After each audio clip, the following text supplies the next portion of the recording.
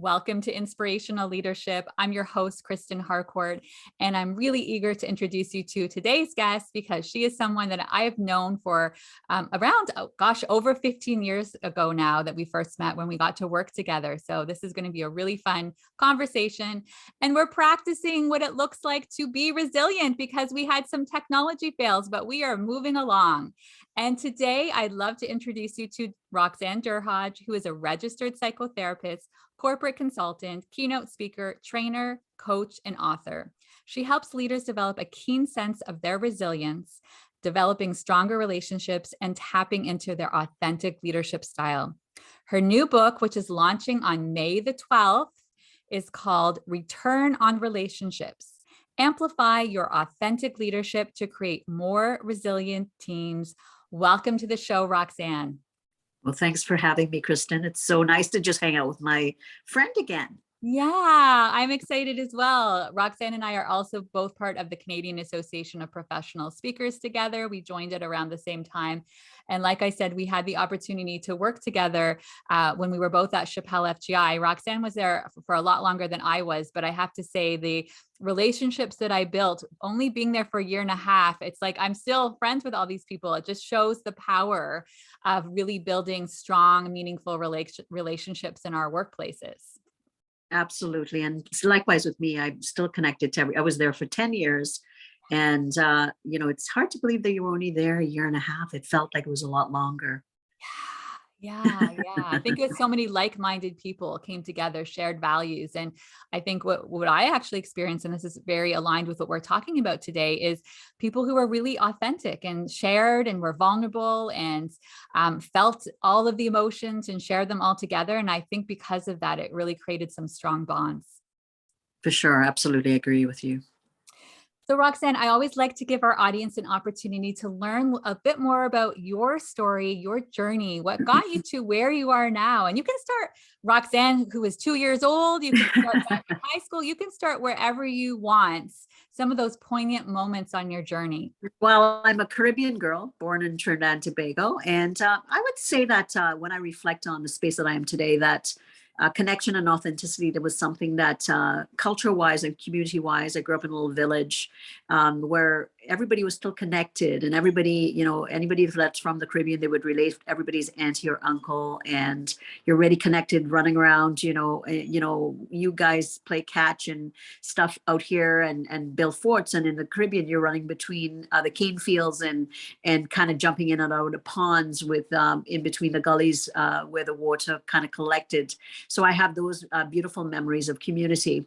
So, and quite young, I think I really loved connecting to others. And I went to an all-girl Caribbean school called Naparima Girls, and we would sit under the tamarind tree. And this is the biggest things. And, 11, 12-year-old girls, and we would talk. And I remember remembering that space and thinking, wouldn't that be kind of nice to do that for a living? That being said, in a traditional Caribbean culture, there was nothing like that. It was doctor, lawyer, engineer, teacher kind of thing. And, I kind of started to reflect on that. And to put it bluntly, or supposedly school counselor, it was abysmal at best.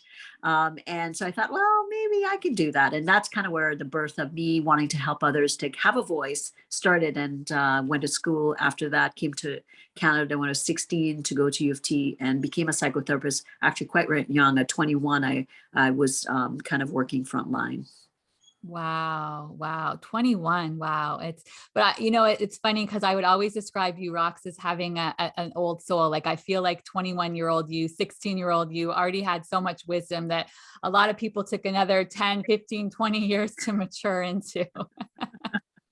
Well, you know what? You don't know that. And now that I reflect back and I think about me working with corporations and working with people are people. Rather, my very first job, Kristen, was with the Metro Toronto Police, where I was responding to victims of crime. And, and really kind of seeing people at the most vulnerable really gave me an insight into what it really was to be available and present for people. And sometimes it's nothing other than being in the physical presence of those individuals and having that space to say, I'm here, without even words. So I think it was such a great opening, me being quite young, thinking I'm knowing what I'm doing, but really going by that gut instinct about what it was to be human and to meet someone when they really were in need.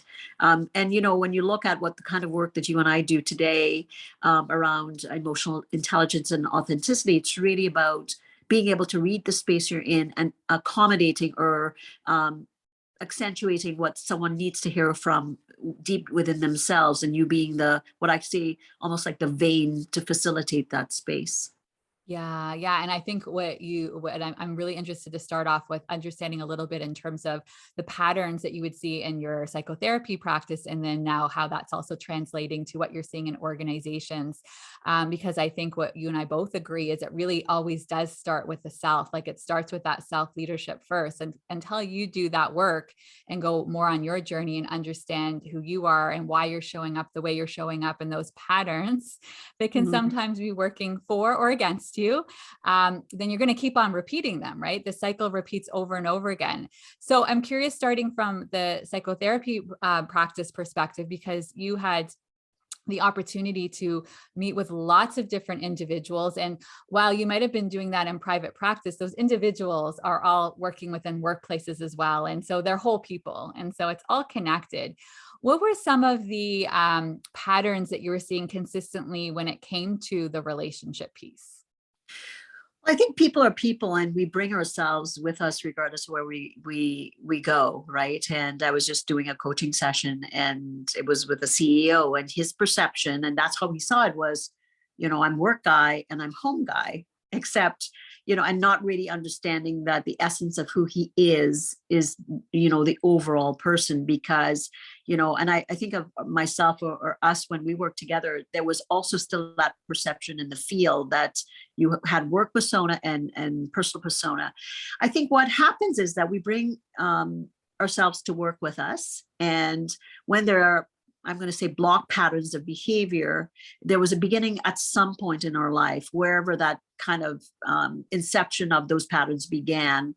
And what happens is we all get triggered. So, whether it's at home with our children or with our partner or with our bosses or with our teams or with our kind of strategic different levels of the organization, it's kind of looking at yourself and saying, why am I having this huge reaction to this interaction with someone, say, on my team?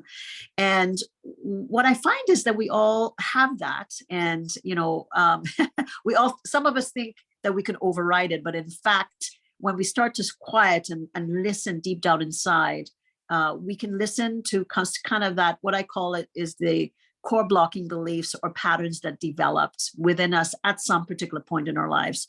When you start to kind of, drop your guard and listen to, why is it that I find someone say, that's quite microscopic, for instance, that maybe they kind of grate me a bit more. It may be just because they process information maybe differently. That could be one thing. But then it could be that maybe I had a teacher potentially that maybe criticized me a bit more, or maybe the last director that I had was like that with me.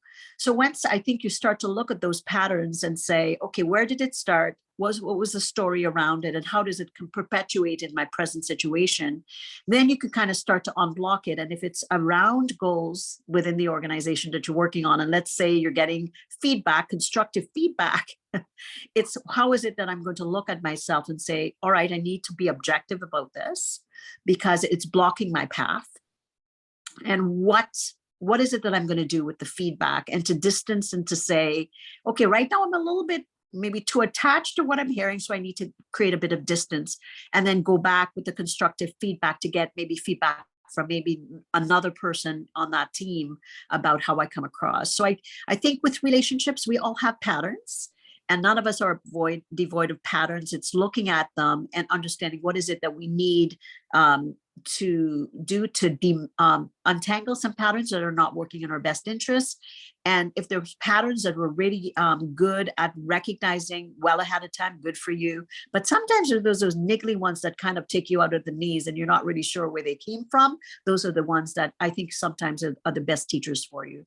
Yeah, absolutely. And I think it's really speaks to why it's so important to have a trusted individual to work through, because you can't necessarily ask yourself the same questions and you can have sometimes tunnel vision. Whereas when somebody else in a safe space is asking you questions from a place of curiosity, from a place of championing you, then it starts to become safer to actually investigate and ask yourself why you might be doing some of the things that you're doing. And it's funny when you say that around the triggers, right? Because I hear this all the time where like, I don't want my nervous system to do that anymore. And I want to get to a point where that never happens. I'm like, oh, so you want to be dead? Like, to be human, you're going to be triggered. It's like, don't Yeah. think of it as this bad thing. I actually see there's positives that come with triggers to me, to be quite honest, because every time you're being triggered, it's an opportunity for growth, right? It's an opportunity to reflect. And I'm also being very cognizant and conscious as I say that. I'm not talking about people who have had severe trauma. Of course, if I could take away those triggers for people, but I'm talking about more when there are triggers that are related to, that person might remind you, to use your example, Roxanne, that person might be triggering, back in the day when a teacher said something was very critical, that same person now criticizing is now bringing up those emotions in you. And then taking a step back is where you now get to have that opportunity, like, okay, instead of reacting and continuing that pattern, I can become conscious of it and find different ways of dealing with it. I think the other piece that's so important that a lot of people don't recognize around triggers is also like, what type of coping mechanisms can you create for yourself when the triggers are going to happen? Because I can guarantee you the triggers are going to happen, but how do you work through when they're showing up? Right. And when you look, like, I think of this last coaching session that I just did, and it's kind of, when you're stressed and you're depleted, you're more reactive. And when you're in flow and within that window of tolerance or that relaxed state, you're able to kind of put the gap between yourself and what's occurring. But that being said, with stressful times, if you're not able to recognize some of those key early signs, not late signs, which I think as most human beings, we're like, oh, I'm quite aware that, my head's spinny or my thoughts are gray. That's kind of late stage. And sometimes it takes a bit of education about saying, wow, I realize I do leave it a bit too late, or I might be using some things that, might be maladaptive in reference to my coping mechanisms, but I've always kind of done that. And I've really never been challenged in a way to say, okay, well, where did it start? Did it help? Absolutely. It worked for me in a time period, but now it's no longer working at me. So I think it's going back to your point, when you are in a space with a coach or someone that's in a supervisory or management level with you, if there is safety, there's ability to take that feedback constructively and say, okay, well, I can see that. However, if you're in a stress state, you're more likely to be more, we all have that little pink bubble that we all live in our own worlds, and we interpret it in a different lens versus when you get that objective lens that's maybe safe, that says to someone, maybe, you need to maybe consider it this way. Then people start to kind of, look at things and recognize what kind of things might be standing in their way of growth, be it, in a team, or if they're trying to go up to a different level in an organization, or if they're working on a project, but they seem to be kind of not getting some of the quality projects that they're wanting.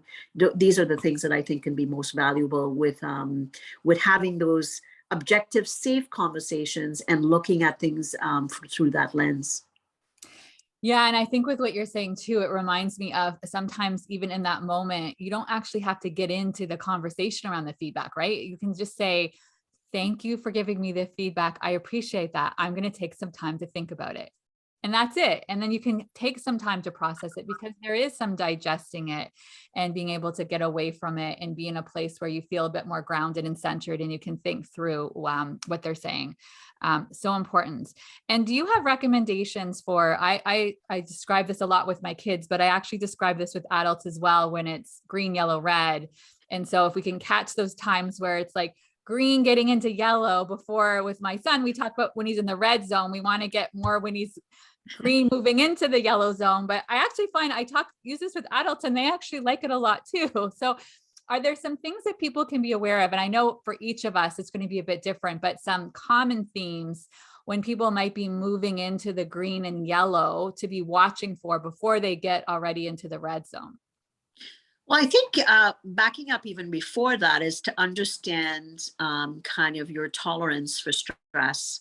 Obviously, like, we know we all need positive stress to attain goals, but short-term stress is, all of us can basically deal with, but it's the long-term stressors that basically we need to be aware of. So what I talk a lot about with my clients is basically knowing your window of tolerance for stress. So window of tolerance is, let's say, it's a neuroscience of the fancy word for your relaxed state.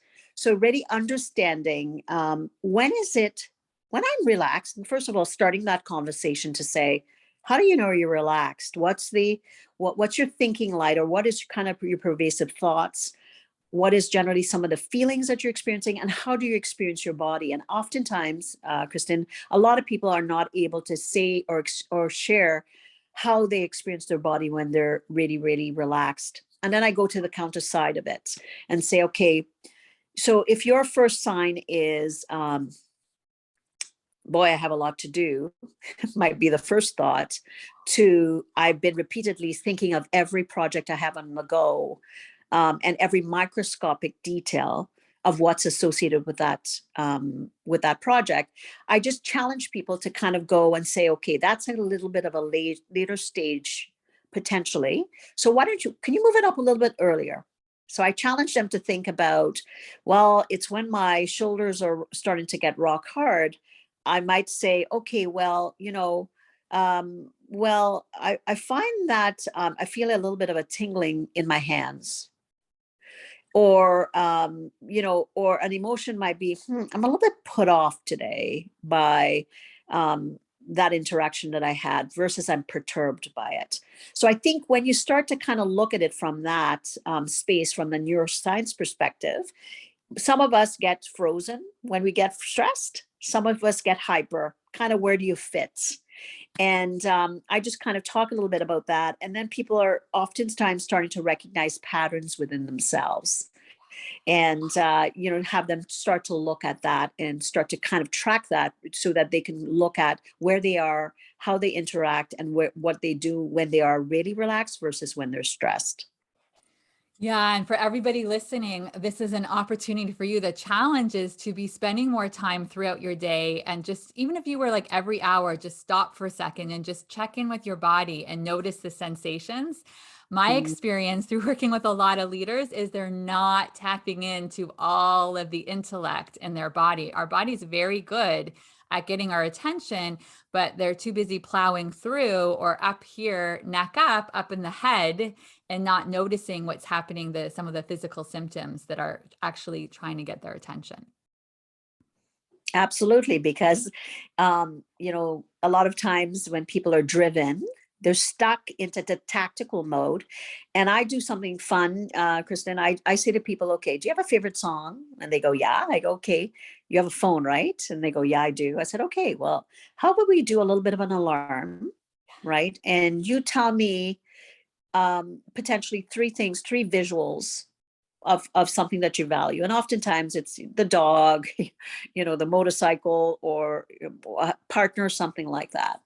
And do you have, I want you then to maybe on your desktop on your phone, just put three of those pictures, route it to the favorite song that's going to go off and as an alarm. And what that does is it just brings you back to the present about why you're doing what you're doing, versus it being work self and personal self, because we all have a who, what, when, and why that we do all the things that we do in a day. And then it could be a silly, picture of maybe your kids at the pool with your new pool. And then it just brings you back into the moment, because most times tactically driven, high level individuals don't come down into their body, and your body stores all the information that's necessary to really kind of recalibrate where you kind of need to go, so that at the end of the day, you're not completely depleted. By doing these little bumps, like I call them, you're replenishing, so that at the end of the day, you have something left to enjoy the things that are really, that you're doing all these things for. So good. I love that exercise. And it does put things into perspective, right? Because sometimes people can get so invested in what's going on that they forget about the meaning and purpose behind all of it. When we start to think about organizations, I know you and I are super, super, super aligned and passionate about this piece when it comes to humanizing work and creating environments where people can do the best work and where they're engaged. And instead of seeing things like presenteeism, of course, turnover, all of that, that are a result of that not happening. When you think about your model of authentic leadership that you shared in your book, and I highly recommend the book that Roxanne has written that's launching soon, because it goes into lots of different places to explain what it looks like to create these types of workplaces. But specifically, when we think about authentic leadership, how would you describe authentic leadership? And what does that model look like when we start to think, I know on the left-hand side, it's not authentic, and then we move our way towards the right and get to that place where there's more authentic leadership? I think of authentic leadership, and it's my kind of model is based on what I call the heartbeat model of leadership, which is attunement of your heart in reference to how you lead. So I often say an authentically heart-based leader is able to recognize who they are, stay consistently grounded and present to what they value, and that their actions are in alignment with their behaviors on an ongoing basis. So if an authentic heart-based leader is able to do that, what they do is they're constantly using themselves as the anchor, and they're going within themselves to recognize, okay, what's the shared vision here for the organization? How am I expressing what I value in my leadership story to others around me? And if I'm stressed, how do I react to ensure that people are aware that I'm also human? I might be, periodically I'm going down that detour, but I'm able to come back if I make a mistake, or if I'm, making a decision that they don't understand. That there's transparency, there's safety. They're able to approach me and say, "Hey, Roxanne. Hey, Kristen. I'm not getting where this kind of fits in the overall vision. Help me understand, did I miss a step here?" Because what that authentic heart-based leader does not want those around them to believe is that they're acting outside of integrity. And the level of awareness that I talk about is obviously things that's out there in the research. Awareness of self. Awareness of self impacts awareness to others and who surrounds you. And then ultimately that gets kind of inbred into your mission, your vision, your strategic planning. So if it's, as we know, with strategic leadership, it starts at the top. If you're leading from that space, everything is going to pour down from you. But it's, how is the leader communicating? How are they dealing with their biases? How are they connecting? How are they communicating? And how are they recognizing all the others around them? And those are the 5 areas that I talk about in the book. From my personal experience, from working with individuals, working with different executives, or also with teams. And then I've developed, like I said, the heartbeat model, which is my own model of all those things that leaders go through.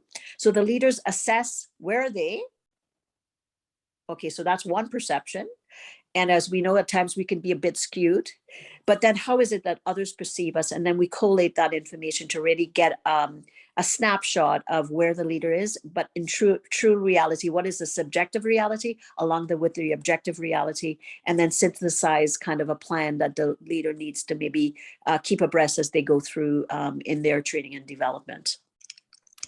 Yeah, it's one of the reasons why I'm such a big fan of 360s, for a variety of reasons, to get multiple feedback from different individuals, because the whole thing around leadership is you're constantly adapting. Because I think of a leader that we just recently did a 360 for, and it was interesting because we had some leaders saying, too assertive, like you need to hold back on the assertiveness, and then others saying you need to be more assertive, and then others saying do exactly what you're doing, don't change it. And again, it's such a great example of, you're right, because what's going to happen is somebody, the way they're experiencing that individual and their personality, it does feel too assertive, whereas somebody else is like, in their personality, well, I feel like you should be speaking up more. And so it's taking that all into perspective, and then shifting and making changes when possible.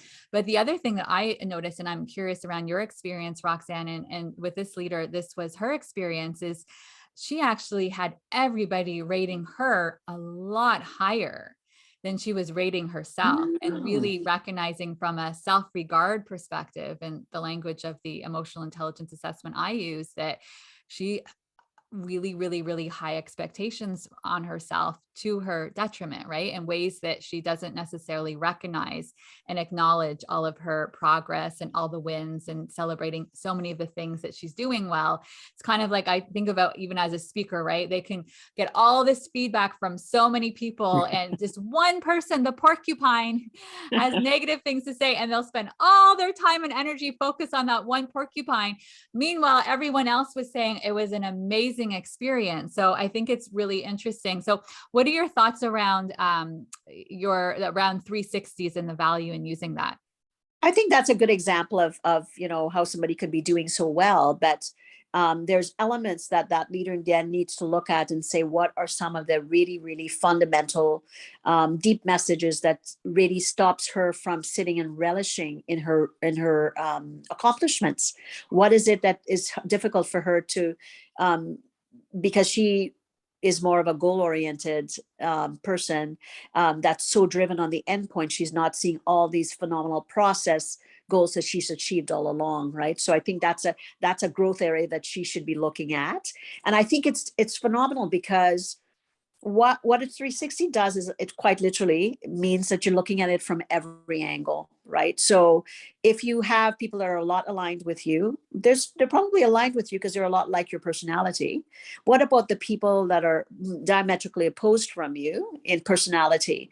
You could be triggering people based on an approach, because you're not hitting a different approach with individuals. So I think the 360 gives you an overall perspective, along with looking at your own to say, okay, wow, that's impressive. I never thought of it from that perspective. And it's like with any goal, it's not just what's important to you, but it's also what's important to everybody else. And as a leader, we know that you have to, kind of address all the concerns of who you're dealing with. Ultimately, nobody's perfect, but you're going to try to make sure that you address all the core concerns to maximize your capacity to lead as effectively as possible. You're not going to make everybody happy all the time. That's not what leading is, but you're at least going to garner the respect that somebody says you're trustworthy, you're transparent, and you act in integrity, and your words and actions match. And I think if you can achieve that goal as a leader, you've done optimally what is good, and you might be able to get a lot more of those pieces of information from a 360.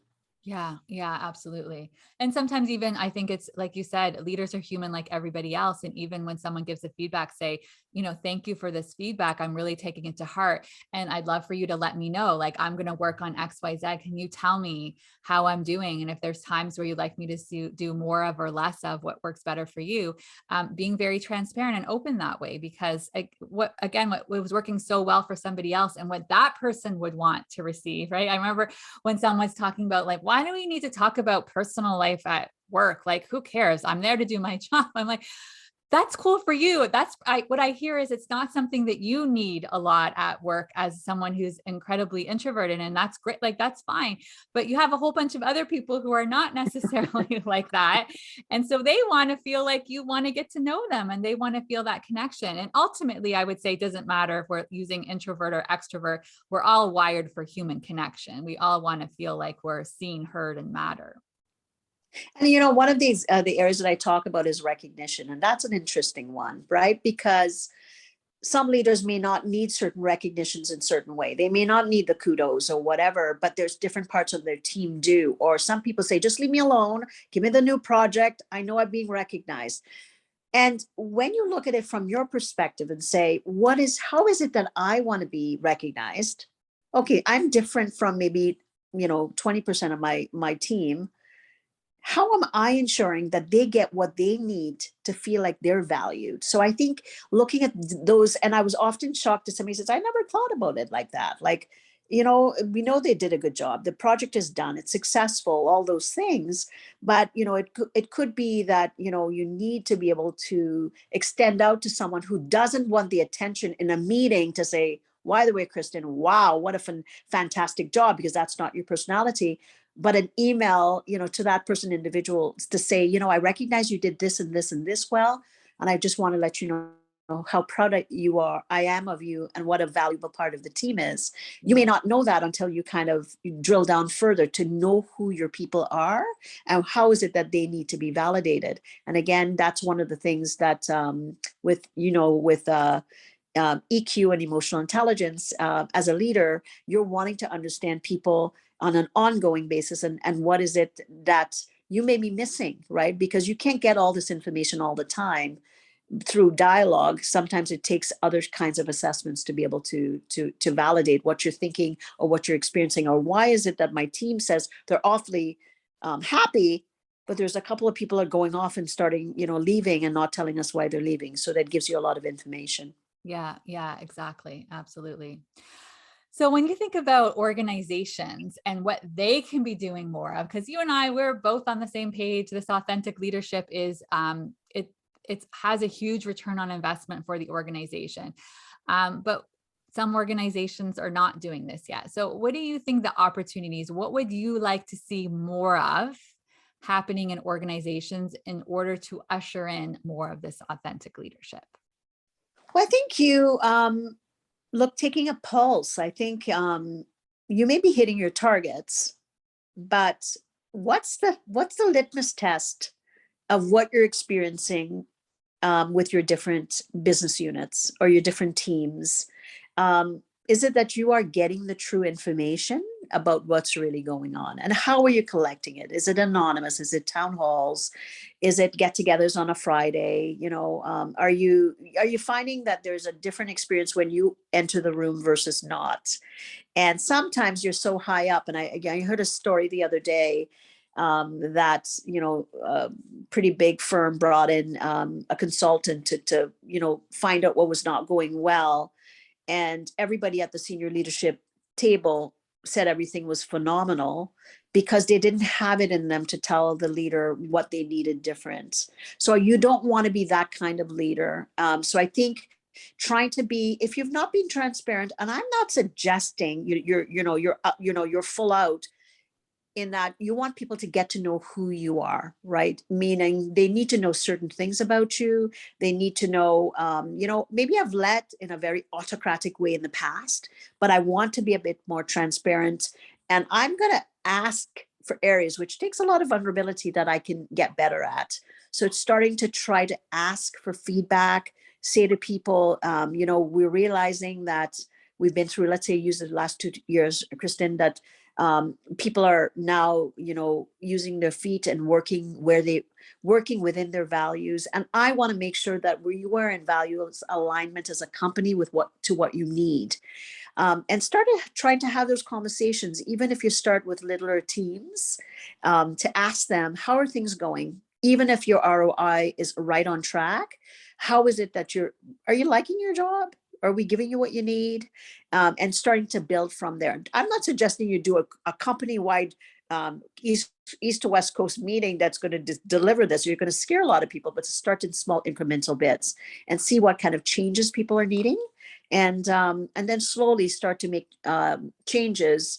And if you have people that are role models, talk to them and ask them, what's working well, what kind of things did they implement, and use those people as cross-pollinators within your environment to start to build a bit at a time, and start to build a vision a bit at a time. But you have to also clear out if there's been dissensions or issues in the company. You can't just all of a sudden say, I'm going to change your culture to authentic heart leadership, and you've had all these, people kind of left at the wayside. But to slowly do it and start to have small conversations and bite off a bit at a time, and know that it's going to take time, and it's at times going to be uncomfortable. Yeah, I think that's really realistic. I think we live in this Amazon Prime instant gratification that we get everything within the same day or the next day. And we know behavior change, culture transformation, all of that doesn't happen overnight. And it takes time, and it takes consistency, and it takes a commitment. And so I love everything you're saying there. I think it's about the organization also modeling it, asking questions, not making assumptions, right? Sometimes it's the ones who are being quiet that you need to hear about what's going on, right? Why are they quiet? What are they experiencing? And I think the other piece is make sure that you're investing and giving resources to support the changes you're saying you want to make. Because if we have people who are individual contributors and then go into people leadership roles, yet you're giving no resources or support to help them on that journey and to be set up for success, then you're actually sending very mixed messages. For sure. Absolutely. And I think, yes, I think sometimes if it's skill deficit, that's one thing. But if it's coaching, like if people are needing coaching, absolutely make that available, because if you're wanting to enhance abilities, you have to, you can't suggest it and then leave people rudderless, and then they're going to spin even more, right? So make sure that you're, giving people support. If your management teams are thinking that they need to, be better at connecting or recognizing or dealing with bias, all these things, make sure that you support them so that small, consistent actions on an ongoing basis eventually translates out into bigger cultural change. Yeah. So good. I never want these conversations to end, but as we're wrapping up, I always want to give you, Roxanne, an opportunity to leave whatever is showing up for you as a final thought with the audience. Well, I think, most leaders want to be authentic. I think, if anything, it's been demonstrated in the last 2 years, even more so. So I think, know that it's not something. I would say that for us to have gone through what we went through in the last 2 years and be unaware that connection is something that we're all needing is remiss. It's something that I think no longer a nice to have. It's a must have now. And for leaders out there, just start small. Like don't bite off bigger than you can chew. A bit at a time. Be consistent. Ask. Be curious. Be the the person that asks more questions. Listen. And if you don't understand, be transparent and say, tell me more. If you can start from that space and build from there, I think you're going to be going on the right track. Amazing. Such good wisdom. Where can people learn more about you, Roxanne? So if you want to reach out to me, you can go to roxannederhodge.com. If you want to find out a little bit about your authenticity level in relationships, just go to roxannederhodge.com/quiz. We'll have a quiz where you can look at your authenticity skill either at home or at work, and we'll send you a little report that will kind of tell you kind of where you sit with things. Fantastic. Thank you so much for being here today, Roxanne. Well, always love spending time with you, Kristen. Thanks so much for having me. Me too. And for everybody, wherever you are in the world, good morning, good afternoon, good evening. We're sending tons of love. Bye-bye. Bye.